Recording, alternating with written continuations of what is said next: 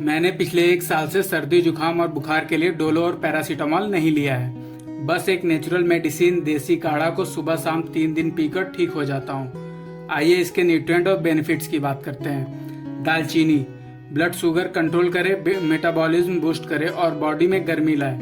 लौंग antibacterial properties से infection दूर रखे और गले की खराश को दूर करे।